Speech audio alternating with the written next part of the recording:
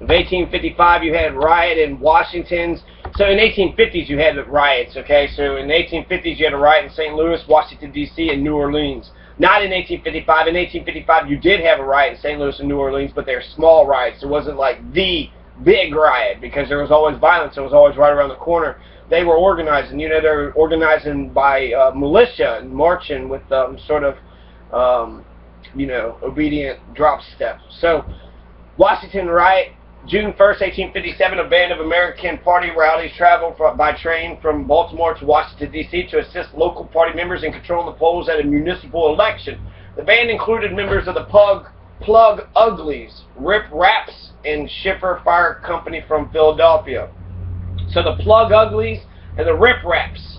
Plug Uglies and Rip Raps are famous gangs, Native American gangs that use violence in order to achieve, you know, political ends. So they're terrorist organizations, but they're Native American terrorists.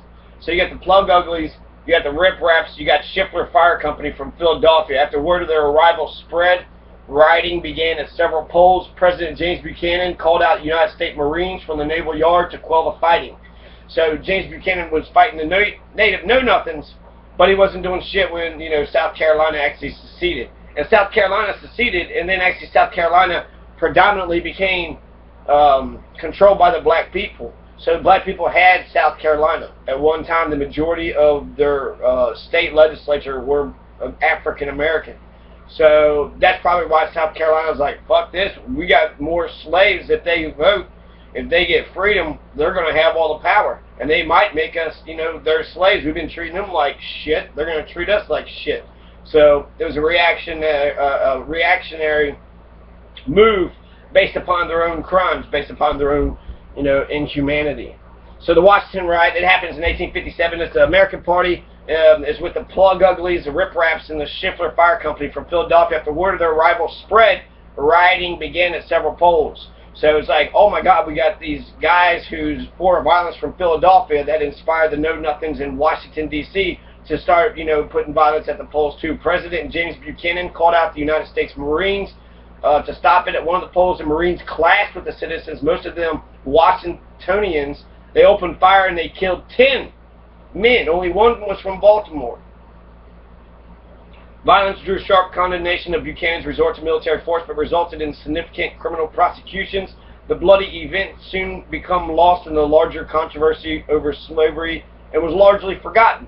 So we need to bring this back. We need to talk about the Know-Nothing Party, because the GOP become the Know-Nothings. We also need to see that slavery has been with us from, you know, we know that it's, you know, racism and hatred has been with us, but we're seeing it being attacked against other Europeans. So there's a specific white person, right? So it's important to know who that specific white person is. It's important to know who you are, where you come from, roots and wings.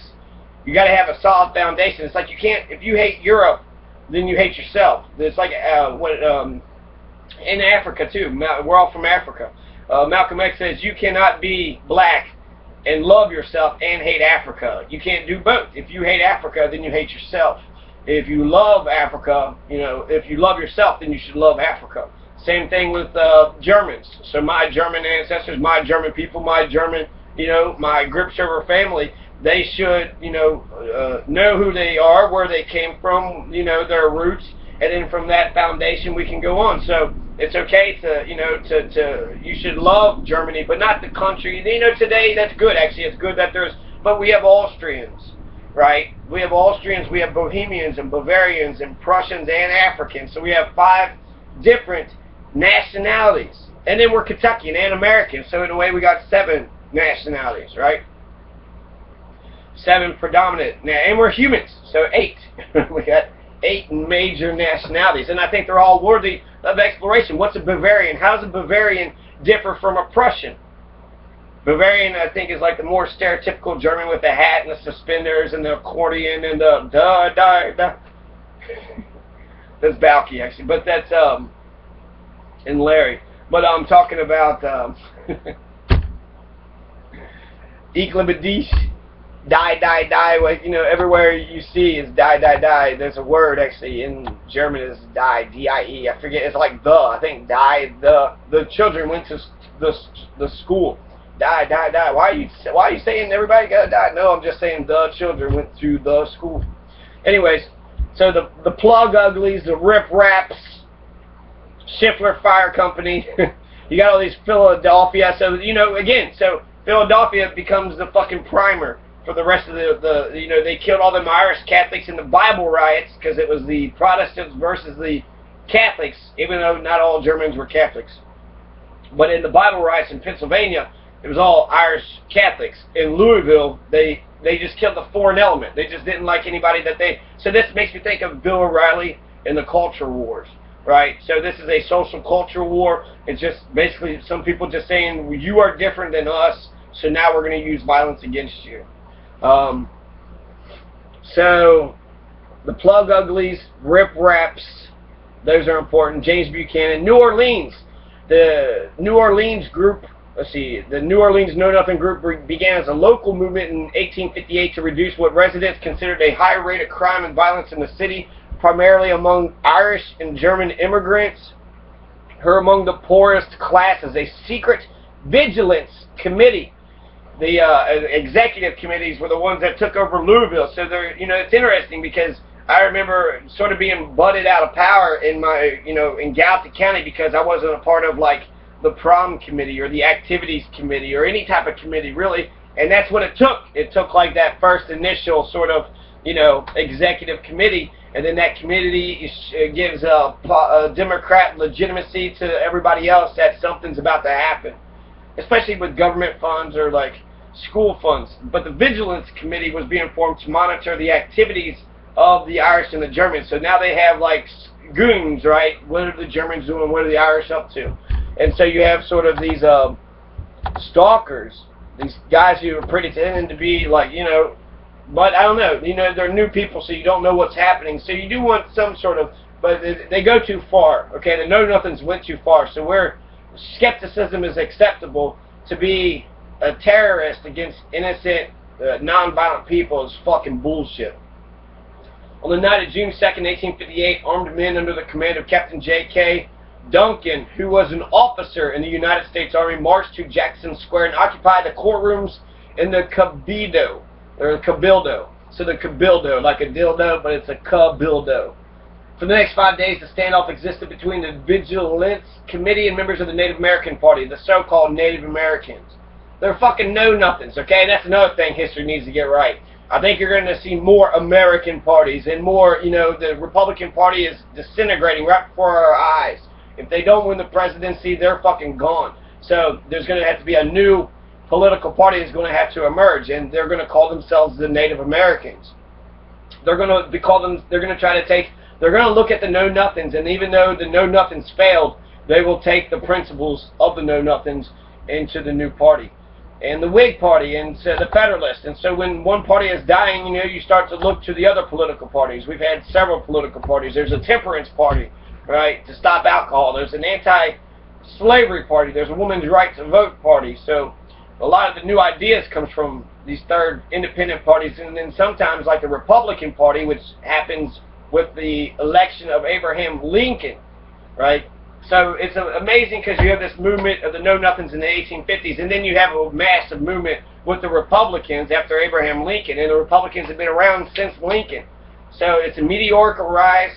There's no such thing really as a Republican Party until Lincoln gets power, and now you got the Republican are still in power today. So if it wasn't for Lincoln and the Civil War, we would be looking at the Democratic Party and a know-nothing party. And by looking at the know-nothings, we can see what some of the elements of, I don't know, America. We can look and see what the elements of America, because the know-nothings seem very close to the Confederates and the Ku Klux Klan, using violence against Germans and Irish and Catholics and anybody who's different than themselves.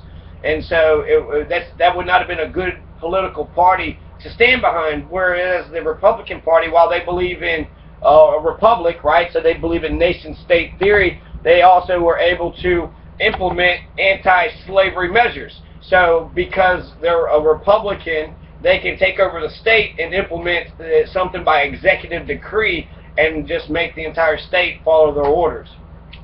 So you know, give and take. And then the Germans came over here, they saw the position, they saw what was going on, and they started with the Union. They went with the Union. And so there was like 150 German generals who fought for the Union, and only 8 that fought for the Confederacy. When you look at a map, you just see how Germans just dot the entire northern landscape. They made good on the land reform of 1862, the Homestead Act, so they all got 160 acres. You know, so they weren't Southern, they weren't Confederate by any stretch of the imagination. And since they come after the Civil War, after slavery had been sort of, you know, shamed and abolished forever, even if people still, you know, ooh, I'm mad, I'm gonna, you know, the South will rise again one day. I swear, the South is gonna rise again. No, they're not, and you know, slavery was wrong. So get over it. You fought I guess they fought at gunpoint. I think I just can't see, because the KKK would kill white people if they were radicals and they thought black folks. So if you just thought black people were people, you would be a target of their violence. So it's violence to defend ignorance. This is what the white Anglo-Saxon Protestant has been doing really from jump, right? Since Plymouth Rock, since the Boston, the Massachusetts Bay Colony. So, okay, the armed men under the command of Duncan, June 2nd, they marched to the courtrooms of the Cabildo. Next 5 days, a standoff existed between the Vigilance Committee and members of the Native American Party. So that's interesting. Vigilance Committee, I guess, are they saying they monitor their activities, so maybe the Vigilance Committee were the Germans? I don't know. But they said that they're fighting. June 7th, the elections were held. Native American candidate. I hate how they say Native American, because they're not Native. The Shawnee are fucking Native Americans. They're original Native Americans. But then I'm a Native American too, so I don't know. I don't like how they're fucking know-nothings. Okay, they're fucking know-nothing pieces of shit. They should be shamed. They're fucking embarrassment. They're assholes. Fuck the know-nothing party. Fuck them. They're the ones that said, the Germans and the Irish, my fucking ancestors coming to this country, the know-nothing fucking Protestant, the white Anglo fucking Protestants, said we wasn't American enough, said we wasn't good enough, we weren't white or Christian enough, hated the fucking Catholicism or hated our radical ideas. Get the fuck out of here. This is a free fucking country. This is where radical ideas are supposed to take hold. Freedom of religion. Did you read your own fucking Bill of Rights, your own Constitution? These fucking cultural crusaders, they were basically conservatives just trying to fight for what, I guess, that was already there and what was already has been. But frankly, you need to change your ways. We need to be a fucking tolerant, multicultural, integrationist nation, not one who takes over other people and says that, you know, the white blood or the Aryan blood or the Anglo-Saxon blood or the Irish blood or what fucking blood reigns supreme. We're all fucking human, okay? We're all fucking human. So we all have one love, baby. We're all the same. If anything, our skin color and our nationalism and our roots, our Kentuckyism, our Americanism, our humanity, our Bohemianism, our Austrianism, our Bavarianism, and our Prussianism adds flavor to us, but it's not who we actually are. You know, it's where we come from, and it's our roots, and that's our foundation. Catholic, I'm atheist, but I have a Catholic foundation. You know, I grew up thinking about morals and what was right and wrong. They give me 10 laws. They said this is what's up, and I believe them, you know, and I thought about it, and just saying goddamn or Jesus Christ will send you to hell for the rest of your life, and that's bullshit. You know, no, you're not going to burn in hell for the rest of your life if you say goddamn or Jesus Christ. You're not going to. And to covet your neighbor's goods, that's capitalism, right? To want their stuff. It says don't steal, so I can understand property rights, so that's good. Don't take other people's shit, right? Adultery kind of silly, but it's an institution of marriage. So I would want to be loyal, you know, I would be loyal to my wife and I'd want her to be loyal to me, but there's nothing tying either one of us down to where we have to be. So, you know, my point being is that, you know, all these elements sort of make me who I am, and then I can kind of, you know, take the German nationalism, because it's not German, right? It's Bohemian, Prussian, Bavarian, but I could take that and for it to mean something for myself, and it does mean something for me. The Germans accomplished a lot in America. They created the entire American education system. Kindergarten literally means children's garden. Kindergarten is a German word for children's garden. vocational universities, secondary, high school, normal schools, which is bullshit, fucking normal school. If they did have real normal schools, teacher training schools, which taught liberation instead of oppression, now that would be good. That would be badass, okay? If we could change the normal schools. But there's hamburger, hot dogs, there's the Roebling Bridge, suspension bridges, there's coal mines, there's Dwight Eisenhower, Albert Einstein, I mean, Germans have been in America for a long-ass time, so really who's German and who's not German, it's hard to tell. And today you can pretty much say, like, you know, everybody's German, right? Everybody's German, fuck it.